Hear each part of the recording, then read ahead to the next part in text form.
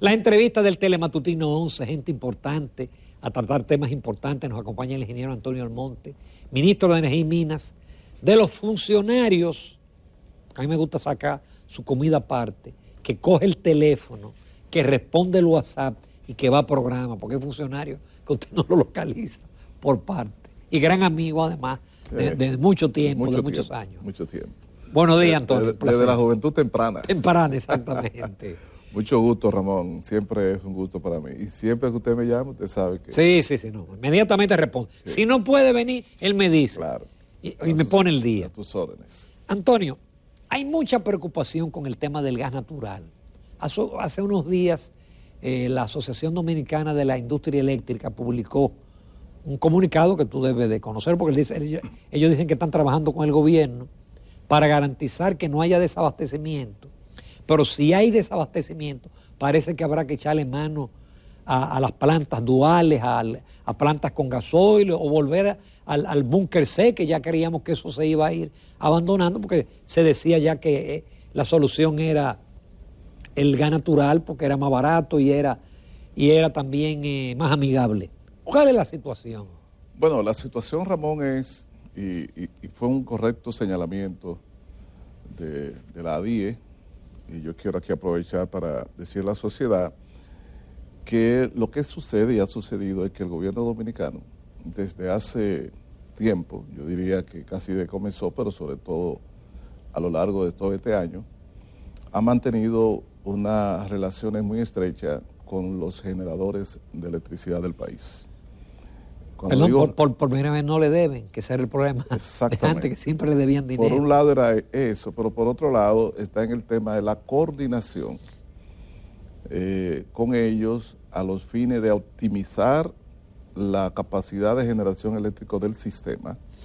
Y algunos dicen, bueno, ¿qué significa eso? Bueno, es posible que en algunas ocasiones un generador tenga una dificultad en cuanto a no suplir toda la capacidad de que dispone por un problema de que le falta combustible o lo que sea, y como tenemos la refinería que puede producir, que puede entregar fuel oil, por ejemplo, número 6, entre otras cosas, o cualquier otra facilidad, uno trata de ver para que todos los generadores del país, de cualquier combustible de tecnología, estén siempre dispuestos a generar electricidad y nosotros garantizar que el sistema de generación tenga una mínima reserva para abastecer el servicio. Y por eso hacemos reuniones frecuentes. Con la crisis del gas natural, pues nosotros hemos hecho diferentes reuniones, casi todas las semanas nos reunimos con uno, con otro, con el grupo, también con los que son los importadores de gas, los que lo almacenan y distribuyen, a los fines de conocer cómo andan esos temas. Eso es normal, alguna gente lo ha vendido, quiso venderlo en su momento como que era que había una crisis. No, nosotros hacemos esa planificación desde casi que llegamos al gobierno y esa coordinación. Antonio, pero hay una con situación, el sector de generación. Mientras el gas está costando aquí entre 6 y 8 dólares, en Europa está en 56. Sí, entonces hay una tendencia quizás de los Estados Unidos suplir a Porque los rusos le cerraron ya la... Entonces ese es un tema que precisamente ha sido sujeto de mucho análisis y discusiones, porque aquí tenemos que hay una gran proporción de la generación eléctrica que se abastece de gas natural,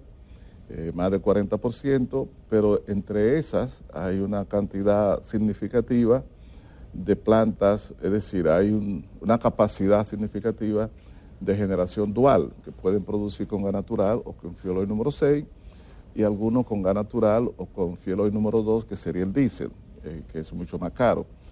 Pero hay algunos de esos contratos de gas que tienen una duración de 10 años, que tienen todavía una largo camino por delante, y hay otros que se vencen temprano, a principios del año próximo.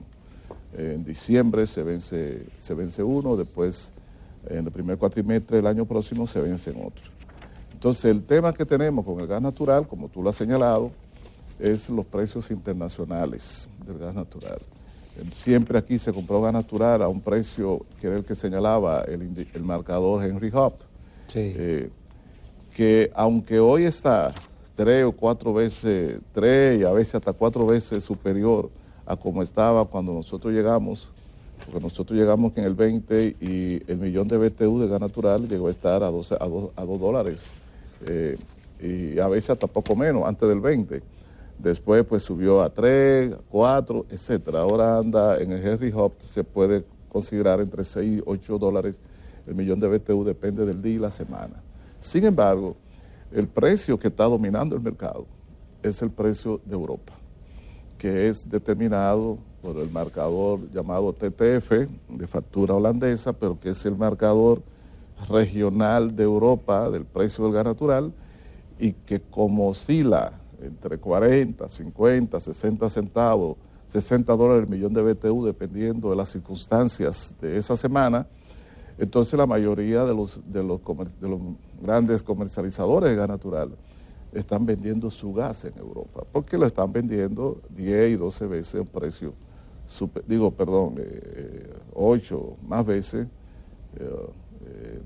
de 4, por ejemplo, a 40, 10 veces y a veces más que lo que es el precio de Henry Hub, por ejemplo. Entonces, los grandes acaparadores en cuanto a la compra de gas natural son las grandes naciones europeas, que están viendo reducida la inyección del gas ruso, y además con mucho riesgo e incertidumbre cada día como consecuencia del conflicto, y está en una etapa también de demanda para llenar todos sus depósitos que le aseguren el invierno ya en las narices, que es noviembre, diciembre, enero, febrero, que son meses extraordinariamente fríos. Y el uso principal del gas natural en las naciones europeas no es tanto la generación eléctrica, es sencillamente la calefacción, que es una cuestión de vida o muerte en países muy fríos. Pero, ingeniero, de darse esa situación de escasez, ¿va a aumentar el costo de generación? Esa situación plantea un impacto muy negativo en el costo de generación eléctrica en todos los países, y particularmente, por ejemplo, en Europa se está hablando esta semana de que la inflación por concepto de costo de la energía, en el área de energía la inflación en la zona europea es de casi 40%, por el impacto que tiene, y ha sido un factor determinante de la inflación general de las economías europeas de alrededor del 10%. En la República Dominicana nosotros vamos a tener que enfrentar esa situación de una carestía de parte de la energía que se generará, sobre todo aquella que utilicen gas natural. Nosotros tenemos una capacidad de 300 megavatios, por ejemplo, en el caso de AES, que estamos todavía en discusión con relación a su contrato y con relación al precio a que podía vender, y tenemos también la situación de DPP, es decir, de las 3 plantas que se tienen, 3 unidades que hay en Los Minas, que suman otros 300 megavatios. En ese caso... Eso está en gas natural. Exactamente. En ese caso, la preocupación fundamental de nosotros es el aseguramiento del abastecimiento de la energía eléctrica. Y es posible que el próximo año tengamos que enfrentar algunos precios superiores de producción de electricidad de parte de la generación que vamos a demandar. Cuando digo parte, porque recordemos que nosotros tenemos en proceso de instalación, por un lado, 190 megavatios de la licitación de urgencia que hicimos, que ya comenzó la instalación por parte de High Investment Corporation.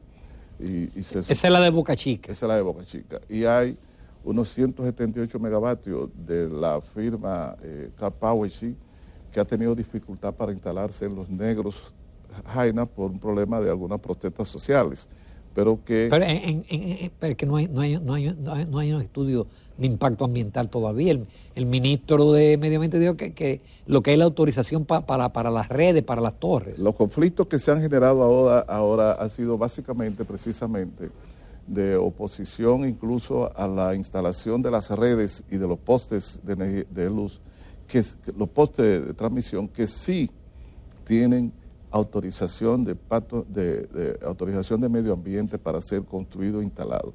Ahora, lo de la barcaza es lo que está todavía en evaluación. La empresa, se dice que eso es una área protegida. La empresa sometió la solicitud, el estudio de impacto ambiental, y el Ministerio de Medio Ambiente está haciendo la evaluación técnica y decidirá si corresponde o no corresponde instalar. Pero dicen que que eso normalmente se consulta con los habitantes, se debate y parece que eso no se ha hecho. Bueno, en realidad ya esa parte, te voy a decir la verdad, vamos a hablar con franqueza. Primero, según Medio Ambiente, la localización no sería en ningún área protegida. En segundo lugar, nosotros como Ministerio de Energía y Minas no participamos de ese tipo de proceso de consulta que se hace en la comunidad por parte de Medio Ambiente, etcétera. Medio Ambiente creo que va a organizar vistas públicas. En estos días hemos tenido reuniones con la comunidad, el sentimiento en algunos sectores de la comunidad de rechazo, y Medio Ambiente hará las evaluaciones correspondientes, está haciendo las evaluaciones correspondientes. Yo le dejo el espacio a que sea el Ministerio de Medio Ambiente que decida lo que le corresponde, que es el análisis de la propuesta y la situación social en la localización. De todas maneras, esa es una propuesta que hay en términos de generación. Por otro lado, Antonio, es decir, hay estudios que planteaban que se necesitaban por lo menos 1.200 megavatios de energía. Se hizo una licitación en Manzanillo. Son dos preguntas. La primera es, ¿cómo va esa instalación si no la está afectando el tema de la provisión de gas natural? ¿Y por qué la otra licitación fue suspendida después que había sido convocada? Mira, oye lo que te voy a decir. Antes de nosotros llegar, en el año 2018, la CDE recibió un estudio que ellos mismos contrató, donde le hablaba de la instalación de 600 megavatios en el 2021 y 600 megavatios más en el 2023 o 2024. Ellos debieron haber hecho una licitación ya en el 19. Ellos, esa administración anterior, que lo recibió en el 18, no hizo ninguna licitación para la construcción de esos megavatios que el estudio que ellos pagaron indicaba que hacía falta.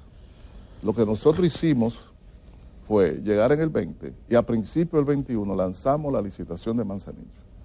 Licitación que se prolongó bastante porque todavía a principio del 21 el impacto de la pandemia era muy grande y muchas empresas interesadas, porque fueron muchas que mostraron interés, pues pedían más tiempo para poder preparar sus ofertas, sobre todo porque era una licitación, es un proyecto complejo porque incluye 2 centrales de 400 megavatios más una terminal gasífera grande capaz de almacenar y abastecer a 800 megavatios.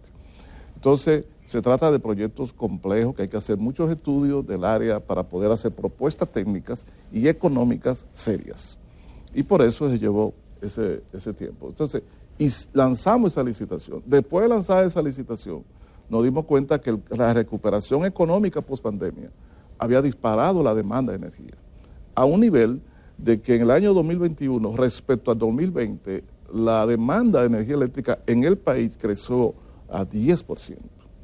Típicamente esa demanda oscilaba entre 3 y 5% históricamente. Pues en el 2021 la demanda respecto al 20 creció 10%. Y nos dimos cuenta que no podíamos esperar la finalización del proyecto de Manzanillo, un proyecto grande de 2 centrales y una terminal de gas, para añadir nuevos megavatios. Entonces hicimos 2 cosas. Lanzamos la licitación de urgencia, que es la que acabo de referirte. De las 2 barcazas. Una barcaza más la de Jaina Investment, que son pequeñas turbinas que instalan en sus instalaciones.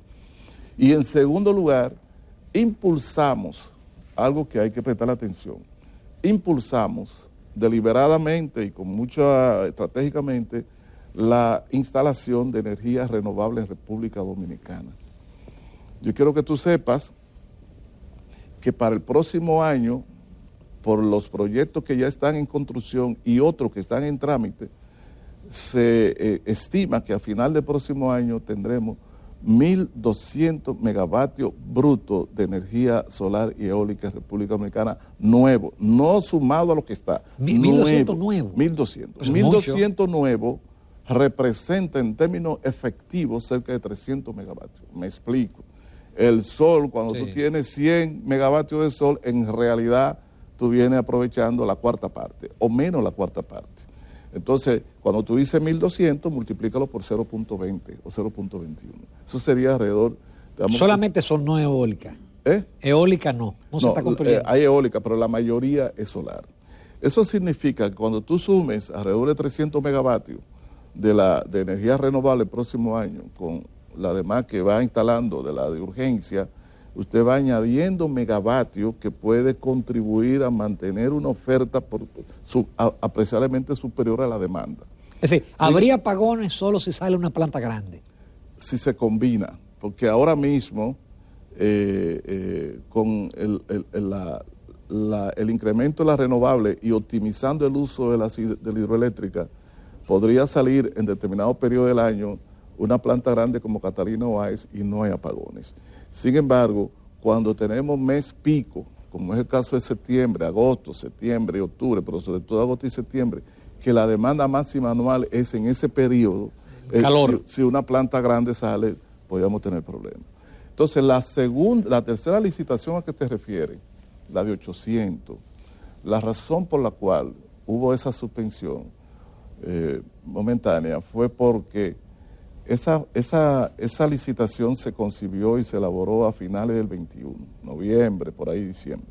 Se lanzó en la primera semana de enero. Y el 24, 23 de febrero se produjo la invasión de Rusia a Ucrania. La invasión de Rusia a Ucrania ha tenido un impacto no solo en cuanto al precio del petróleo, sino a la reconfiguración del mercado internacional de gas natural.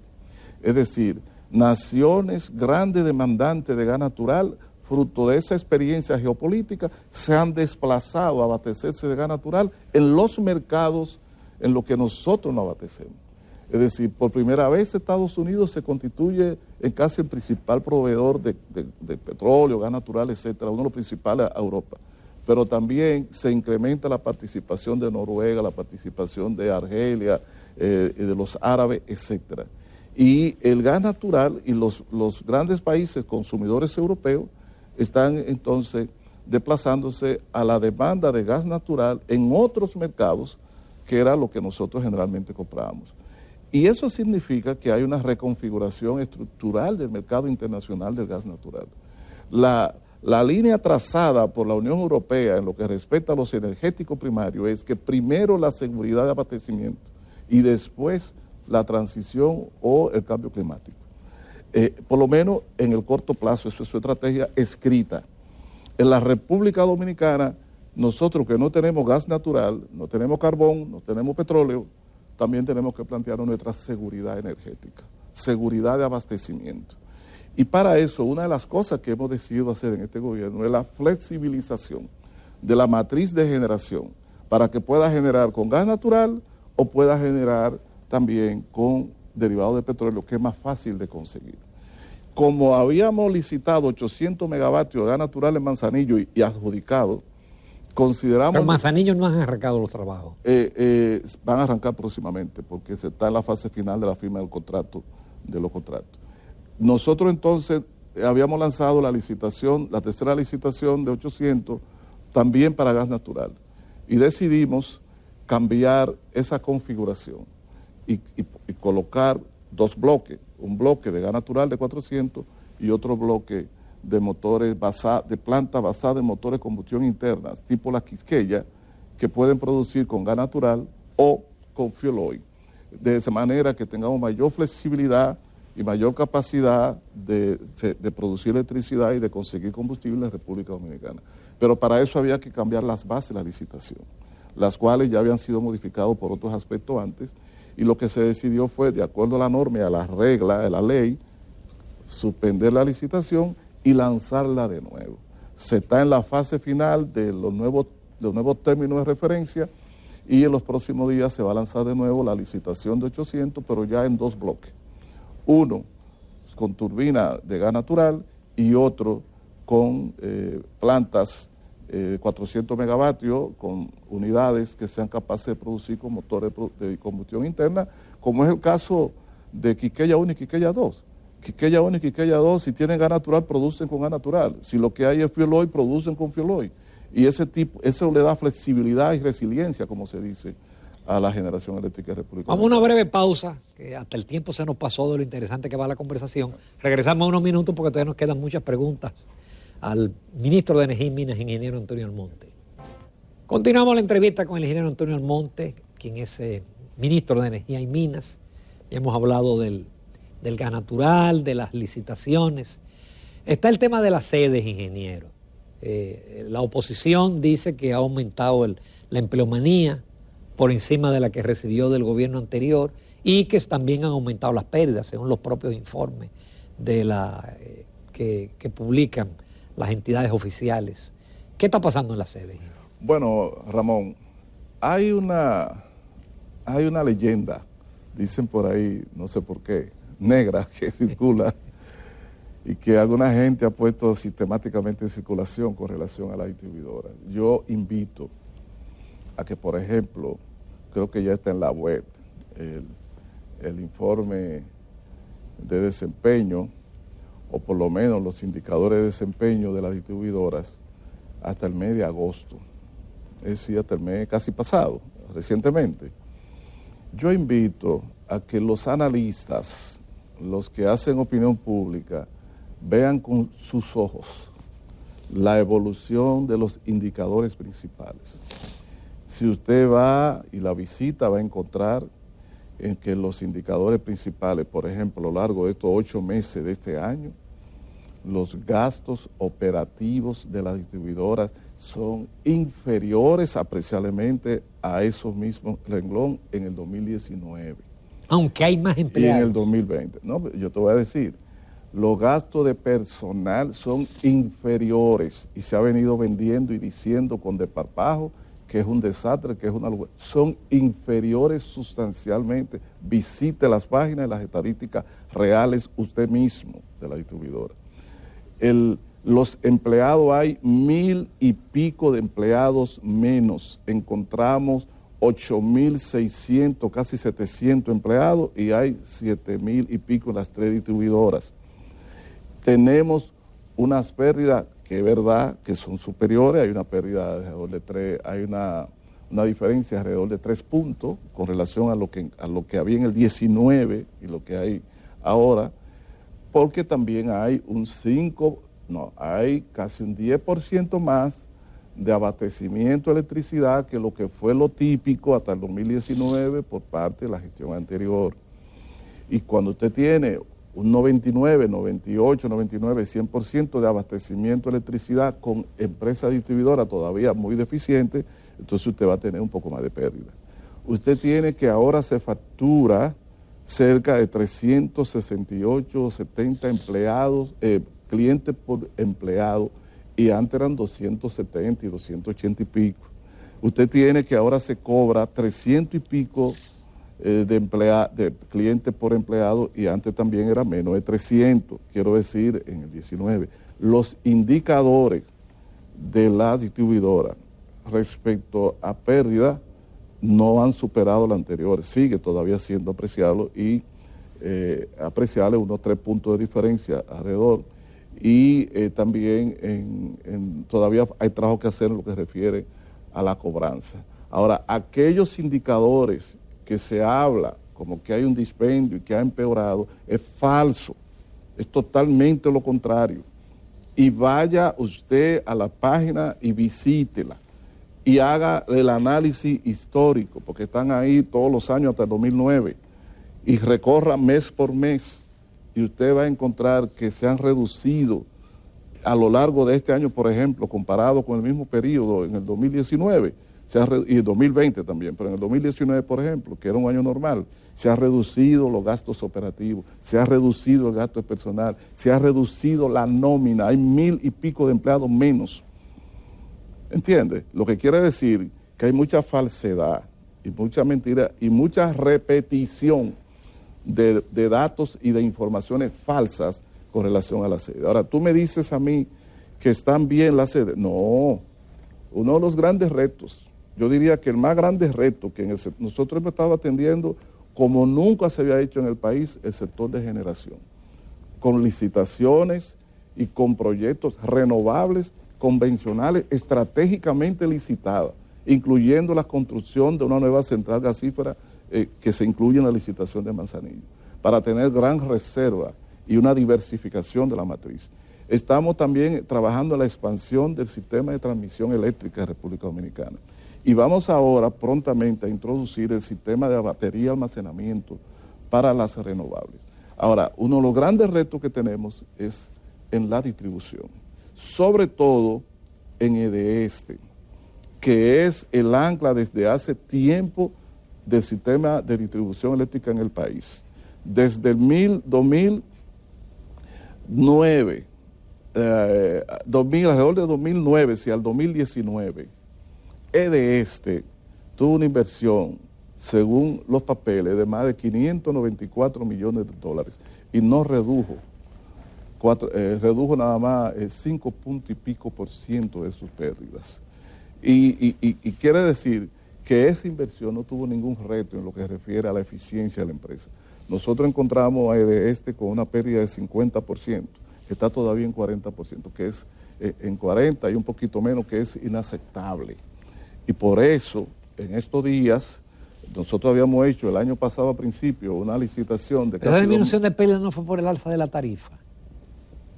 ¿Perdón? Esa disminución de pérdida no es por el alza de la tarifa, no, más que por conquistar nuevos clientes. No entiendo bien cómo el alza de la tarifa, porque la reducción de pérdida, tú reduces la pérdida, entre otras cosas, cuando tú formalizas clientes, es decir, cuando tú le colocas medidores o cuando tú también cobras energía que ha servido.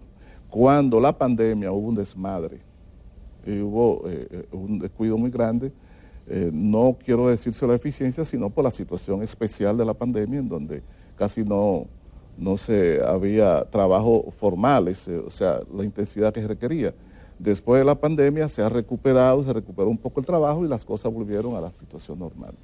Entonces, lo que te quiero decir es que para nosotros, que hicimos el año pasado, alguna gente dice, nunca han comprado nada. El año pasado, si usted va a la prensa nacional y al portal de compra de Dirección General de Compra y Contratación, el año pasado se hizo una licitación de alrededor de 2.000 millones de pesos, si no recuerdo mal, para compra de materiales de la distribuidora. Y ahora se está preparando, porque se iba a lanzar en enero.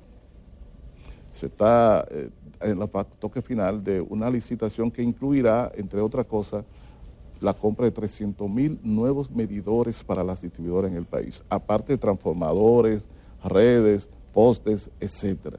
Porque ¿Y eso alcanza 300.000? Bueno, ¿son necesarios más? Bueno, nosotros tenemos ahora, según nuestras estimaciones, que con lo que ya hemos comprado y están instalándose más 300.000, si no resolvemos el déficit, por lo menos vamos a tener una situación que podría ayudarnos a una reducción drástica, significativa de las pérdidas y mejora del servicio. Y después se seguirán haciendo inversiones. Nosotros pensábamos hacer a principios de enero. Ahora, cuando se produce la crisis de los precios de los combustibles, el déficit, el subsidio, que no es más que el traspaso que hace el gobierno de dinero a la distribuidora para ayudarla a completar la cuenta con los generadores. Si tú comparas, por ejemplo, de enero a agosto del año pasado con el enero-agosto de este año, ¿tú sabes cuánto subió la factura de compra de electricidad a la generadora por parte de la distribuidora como consecuencia de los combustibles? 585 millones de dólares, nada más de enero a agosto. Ante la evidencia de cómo iba al galope el precio de los combustibles y el precio de la electricidad que compraban la distribuidora, era obvio para el presidente y para el gobierno que iba a tener que disponer de más dinero para el subsidio eléctrico. Y no había en ese momento claro de aumentar el subsidio en esa proporción y al mismo tiempo disponer de una millonada para la compra de recursos. Una vez resueltas algunas cosas, ya definitivamente se va a hacer esa gran inversión y el gran reto y la gran preocupación del sector eléctrico, que incluso fíjate que hemos hecho cambios en el aspecto gerencial y siguen profundizándose. El gran reto es la recuperación o la superación de la crisis tradicional que ha tenido la empresa distribuidora, porque lo tenemos claro. Fíjate, Ramón, que en el periodo del impacto del huracán que devastó parte de la infraestructura del sector eléctrico, transmisión y distribución en la región este, fíjate la efectividad y la eficiencia con que nosotros trabajamos en la recuperación casi del 100% del servicio, porque hay otro espíritu, hay otro ímpetu, hay una decisión de nosotros recuperar el servicio de la distribuidora y sobre todo, tengo que decirlo, en aquella que en peor estado estaba y ha estado siempre que el este.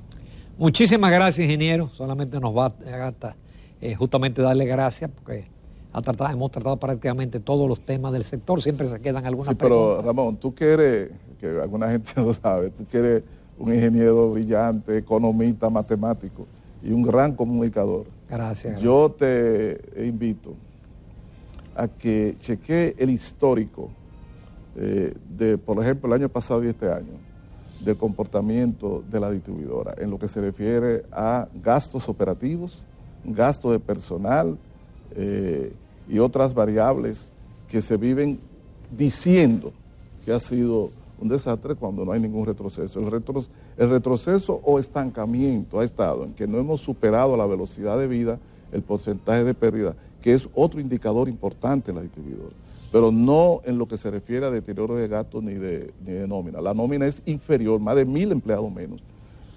Vamos ya a buscar el desempeño de agosto. Búscalo para que usted lo vea ahí. Muchísimas gracias. Nos vamos a comerciales. Amables televidentes, regresamos a la recta final del Telematutino 11.